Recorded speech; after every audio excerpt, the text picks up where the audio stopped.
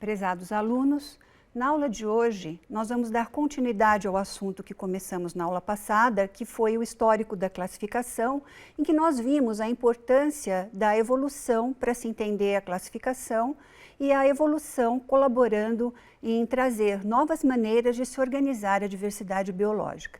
Na aula de hoje, nós vamos entrar nos princípios de sistemática filogenética, que é uma das áreas da biologia mais recentes, e esta é uma área de extrema importância para ser abordada num curso, especialmente num curso que lida com formação de professores, porque a maneira de lidar com a informação biológica, ela mudou ao longo do tempo, nós vimos isso, e hoje a principal escola que trabalha essa forma de pensar é a filogenética. Quando a gente pensa na filogenética, a importância dela para o ensino é que ela organiza a compreensão da diversidade. E a gente deixa de olhar para aquela enorme árvore da vida como grupos desconectos, sem entender que isso tem uma história evolutiva por trás. E os princípios de sistemática filogenética procuram contar isso, de maneira que, para a gente, como professores, é mais fácil trabalhar dessa maneira do que simplesmente trabalharmos os grupos de forma estanque.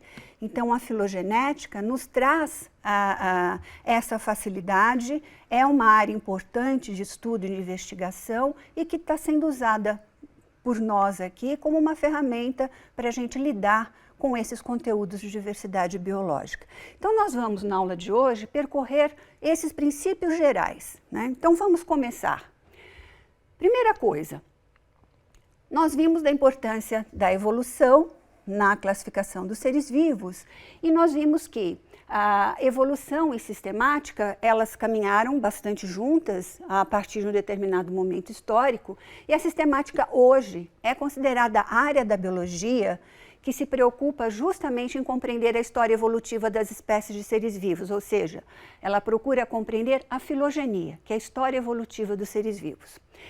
Existem duas principais escolas que trabalham com evolução. Uma delas é a escola evolutiva, que é a mais tradicional, a mais antiga, é aquela que nós vimos, por exemplo, nos trabalhos do Whittaker. Na sistemática evolutiva, nós temos a evolução norteando e a mais recente, que é a que nós vamos abordar, que é a sistemática filogenética ou cladística.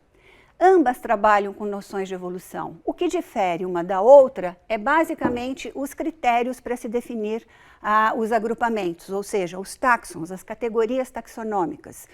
Na filogenética, a filogenética ela trabalha apenas com novidades evolutivas para formar grupos.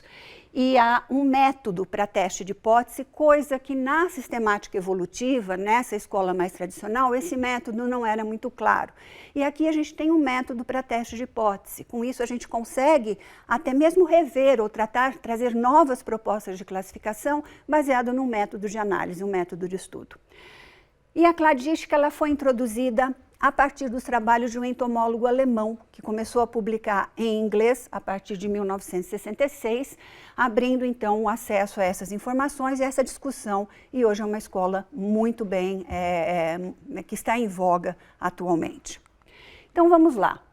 Primeiramente, para a gente poder entender o que eu estou falando de escola evolutiva e de escola filogenética, vamos trabalhar com as topologias, ou seja, a maneira de representar as relações entre os seres vivos.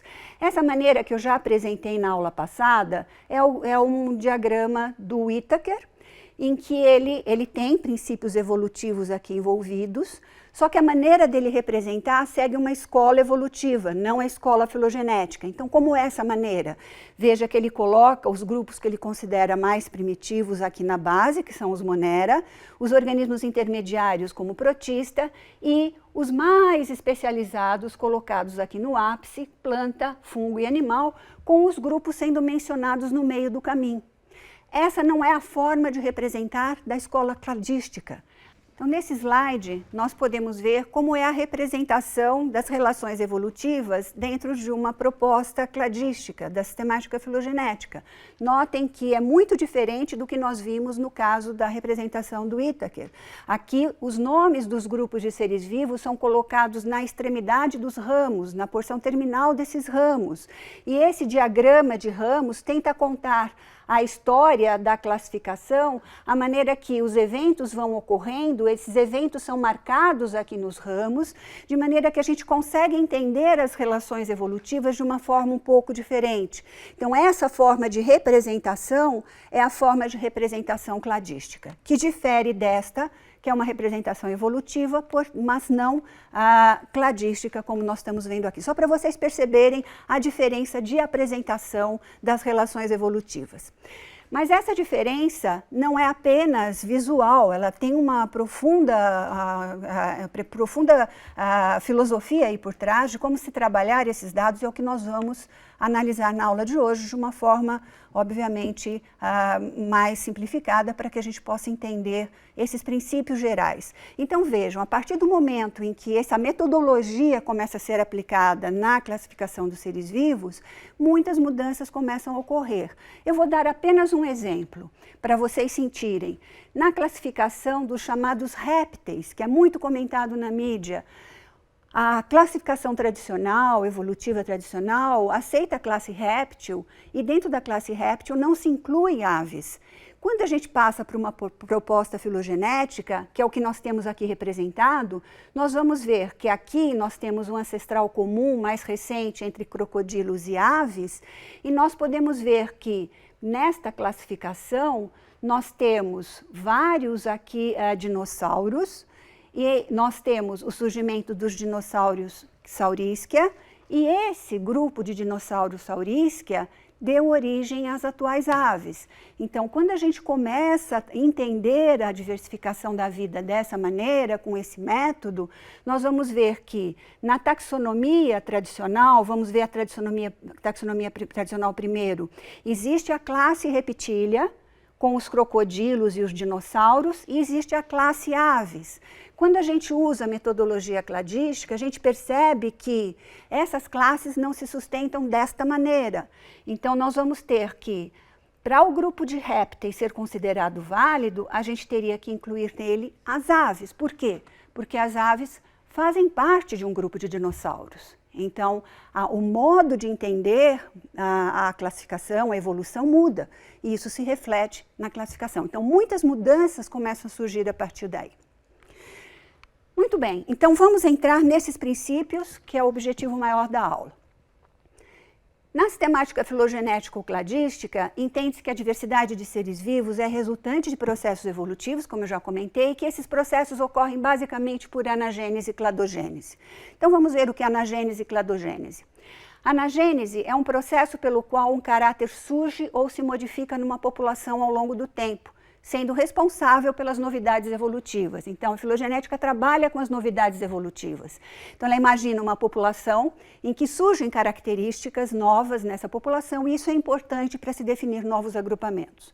E a cladogênese é o processo ou processos responsáveis pela ruptura da coesão inicial de uma população, gerando duas ou mais populações que não mais trocam informações genéticas, ou seja, elas se isolam. Então, vamos representar com um diagrama aí ilustrativo o que essa mensagem, o que isso significa. Então, vamos partir de uma população de uma espécie A, uma população de caramujos aí da espécie A, hipotética, no tempo zero, e que ocorre um evento cladogenético separando essa população em duas populações que deixam de trocar genes entre si. Elas estão isoladas, então a história evolutiva desta população deixa de ser trocada com a história evolutiva desta outra linhagem. Então nós vamos ter um exemplo de cladogênese, existem vários processos cladogenéticos. Um exemplo mais simples para a gente tratar é a barreira geográfica, ou seja, surgiu uma barreira que divide uma população em duas que não trocam mais genes. Isso é um evento cladogenético. Então, nós vamos ter uma linhagem e outra linhagem. E ao longo do tempo que está representado nessa escala, nós temos os processos anagenéticos, que são processos, então, do surgimento e estabelecimento de modificações nessas populações ao longo do tempo, de maneira que o que modifica aqui pode ser diferente do que modifica aqui. E ao longo do tempo, nós podemos chegar ao tempo atual com espécies distintas. Então, a partir daqui, nós temos um processo de especiação. Como que isso daí é refletido no diagrama que eu mostrei para vocês? Então, guardem essa imagem e vamos transpor essa imagem para um diagrama de ramos, que é chamado cladograma. Nesse diagrama de ramos, nós temos aqui o ponto inicial, que é a nossa população ancestral de caramujos. Nós temos um evento de separação dessas populações em duas. Nós temos a linhagem B e a linhagem C, correndo de formas independentes ao longo do tempo, surgindo modificações nessas populações, que podem se manter ou não por seleção natural e podendo vir a ter espécies distintas no tempo zero, ou seja, no tempo atual. Então vejam que esse diagrama que conta essa história está representado aqui por esse esqueminha de ramos, que é o cladograma, e é isso que é a representação da filogenética, usando um diagrama de ramos para contar uma história evolutiva. Muito bem, nós temos aqui alguns elementos, que alguns termos que nós vamos usar ao lidarmos com esse tipo de representação, que são termos bastante, que serão bastante empregados por nós. Um deles é o nó. O nó significa uma população ancestral hipotética, que a gente não tem certeza qual é, mas é uma população ancestral hipotética e corresponde ao ponto em que essas populações, ou seja, essas linhagens divergiram. Então, o nó representa isso. Os ramos do cladograma estão aqui, os nomes das espécies ou dos reinos ou do que for, das categorias taxonômicas, são escritas nos chamados terminais, que são as pontas dos ramos.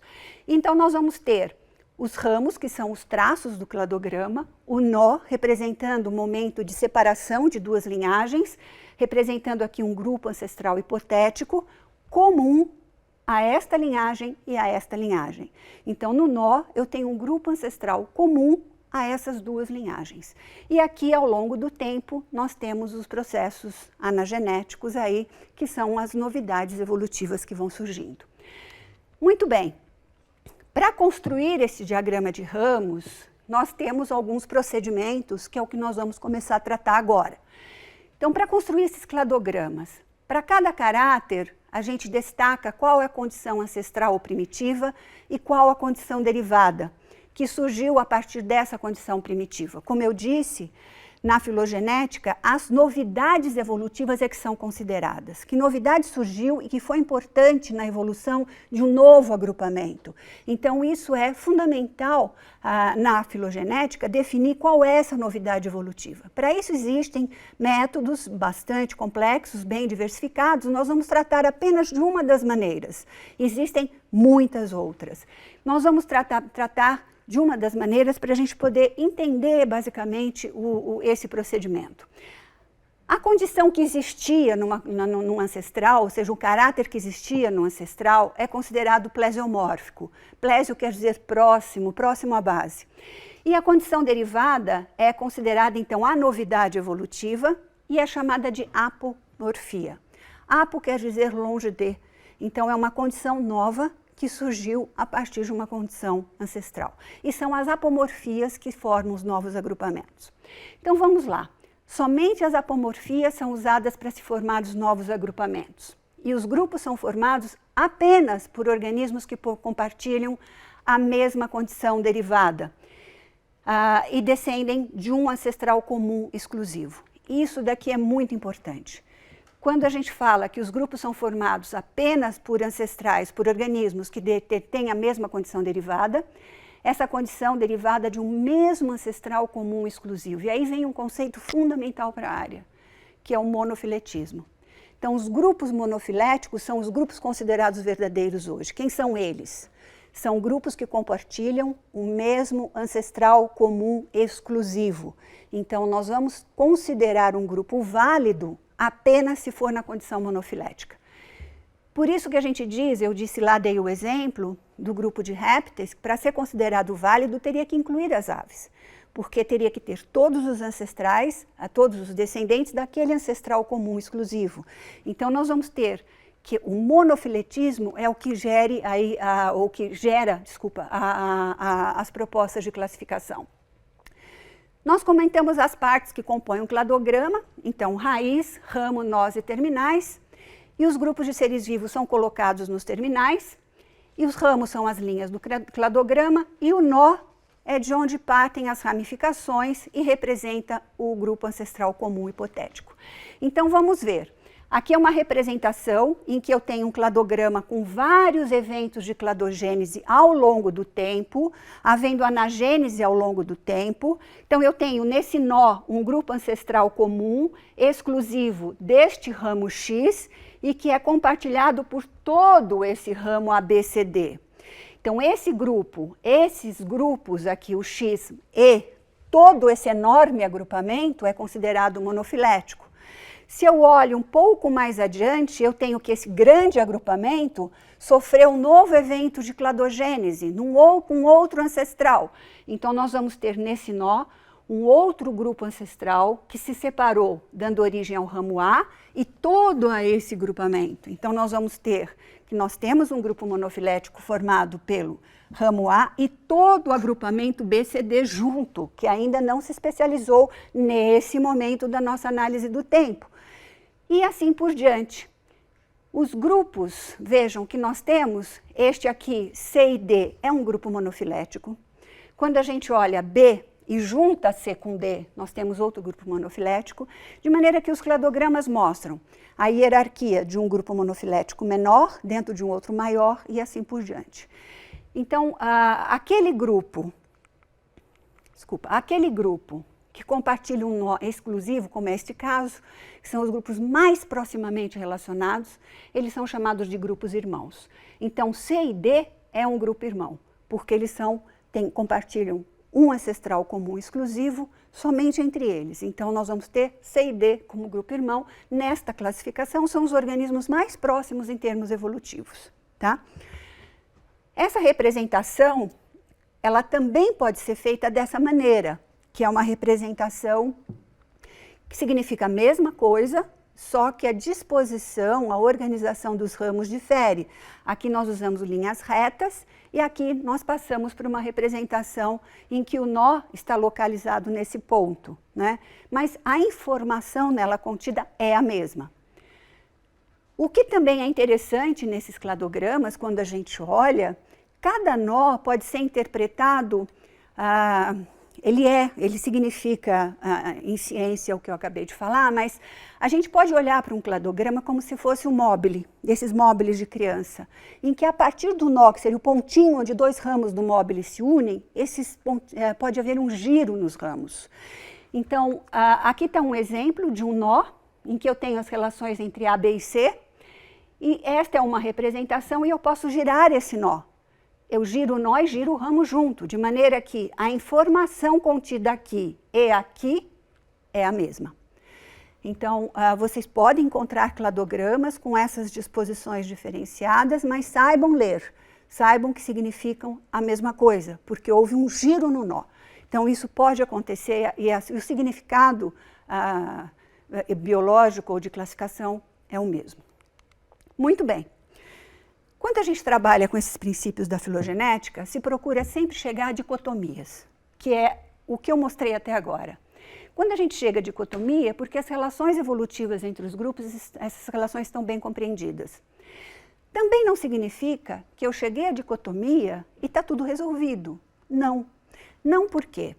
Porque novas informações podem vir e, usando a metodologia da filogenética, eu consigo mudar essas relações.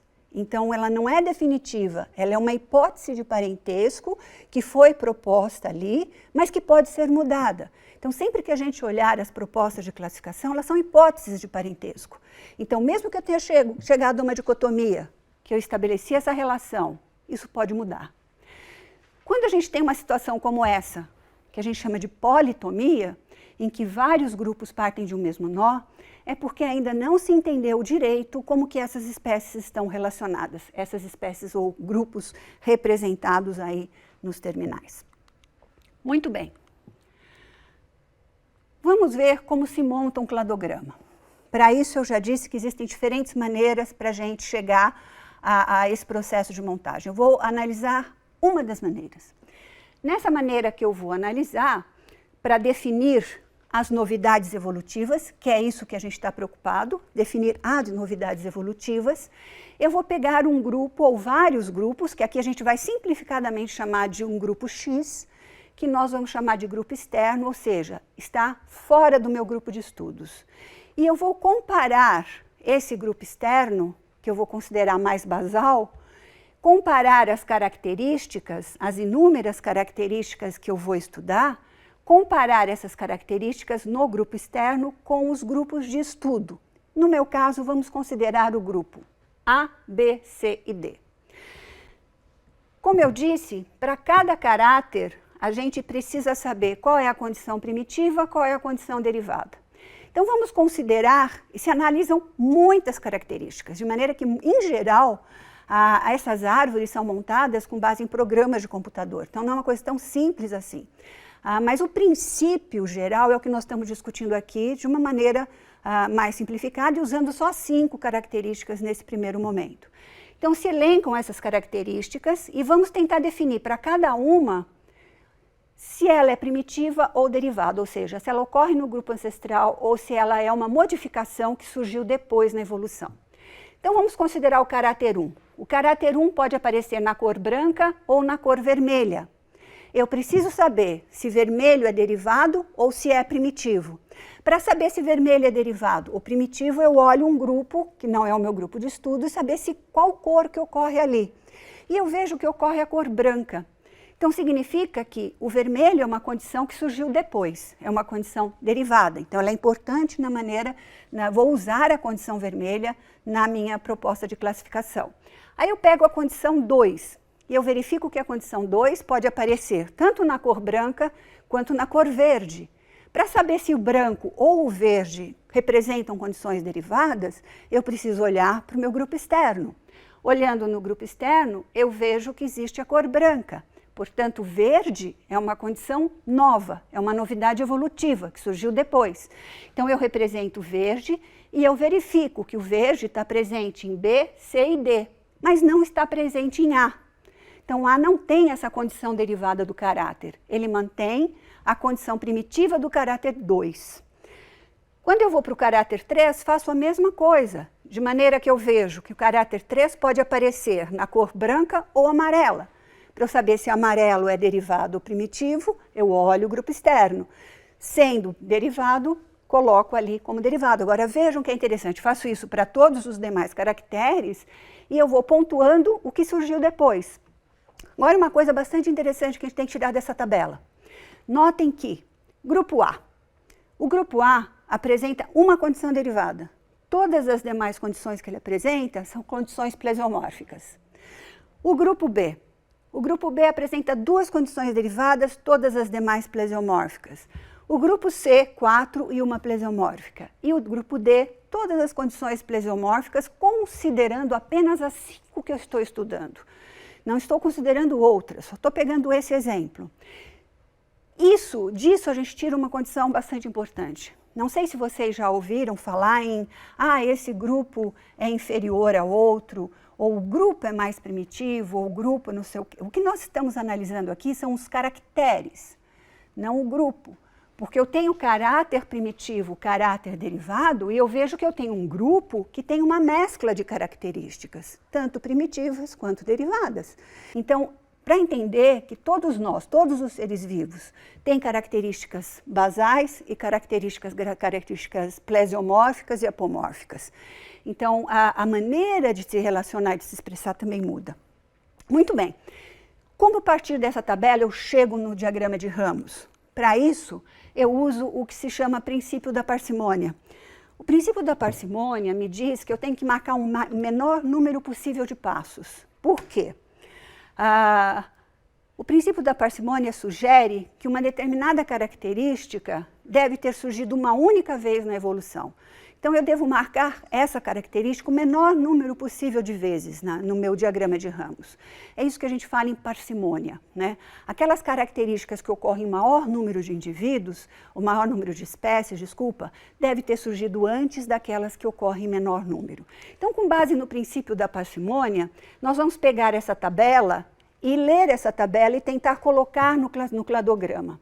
Quando a gente olha, por exemplo, o caráter 1. Caráter 1 aparece na condição derivada, que é a condição que nós vamos usar. Caráter 1 aparece na condição derivada em A, B, C e D. Ela aparece 4 vezes, mais do que as demais características derivadas.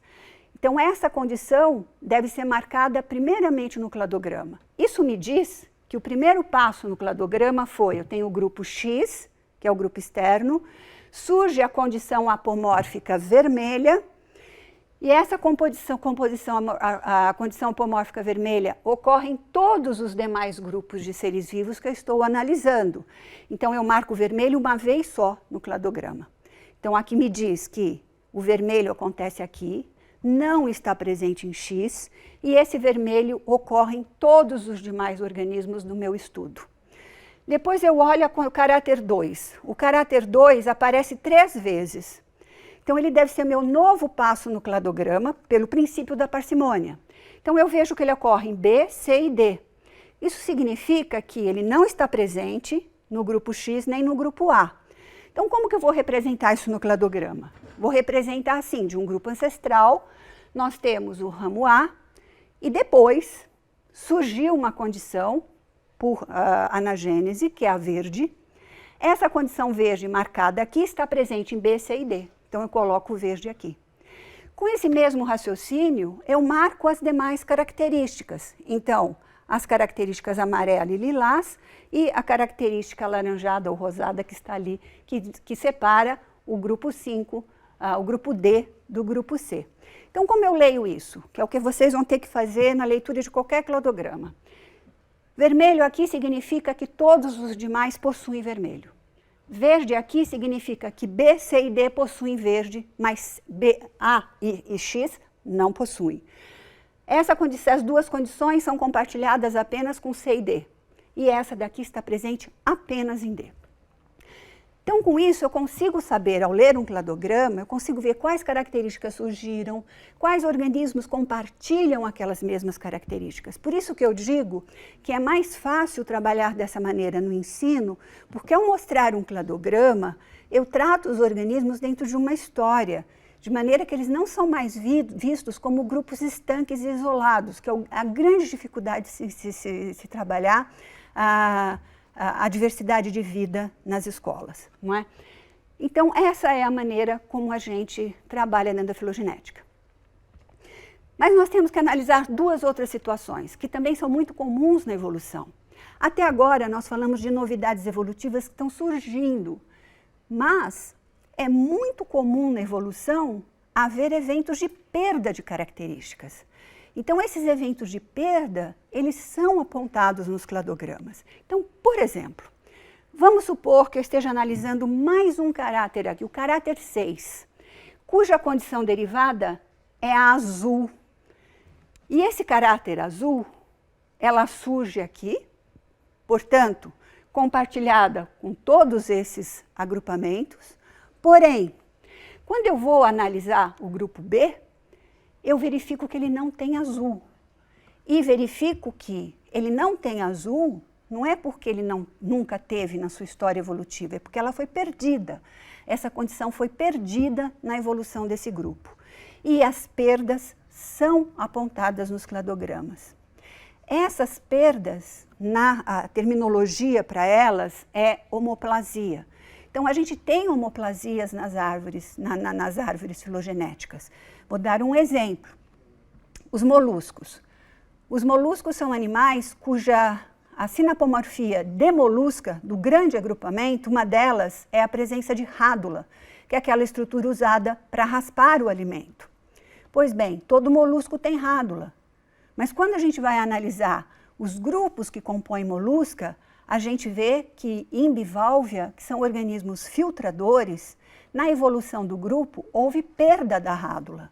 Então isso é apontado no cladograma. Você tem rádula como base, como característica apomórfica de todos os molusca, porém, na linhagem de bivalvia, houve perda da rádula, e isso é apontado no cladograma. Uma outra situação que também se refere à homoplasia é uma condição que surge independentemente em 2 ramos. Então, nós vamos ter, supondo uma condição 7, que é a condição derivada com a cor roxa. Mas essa condição surge em A e surge em D. Surge em ramos separados. Isso também é uma condição homoplástica. Então, existem alguns caracteres que surgem independentemente em linhagens que não compartilham um ancestral comum exclusivo. Então, eu tenho aqui dois grupos que não, com C e D, não compartilham um ancestral comum exclusivo com A. Então, nós vamos ter, nessa situação, uma condição de homoplasia. A homoplasia ocorre, por exemplo, quando a gente pensa nos animais, no surgimento da metameria. A metameria ocorre tanto na linhagem de protostômia, quanto na linhagem de deuterostômia. Portanto, foi uma condição que surgiu de forma independente em linhagens distintas. Então, isso é apontado também nos cladogramas e é o que a gente entende como homoplasia. E os grupos que nós vamos analisar nessa árvore da vida ao longo dessa disciplina, justamente são montados ou foram construídos com base nesses princípios da filogenética. Só que, como eu disse, nem tudo está resolvido. Então, existem muitas dúvidas ainda. Então, por exemplo, nessa árvore da vida, os ramos que estão em cinza ou em pontilhado são dúvidas. Então, vejam, nós ainda não temos todas as respostas, mas estamos caminhando e procurando investigar cada vez mais. Lembrem-se, a ciência é dinâmica. É isso, bons estudos e obrigada.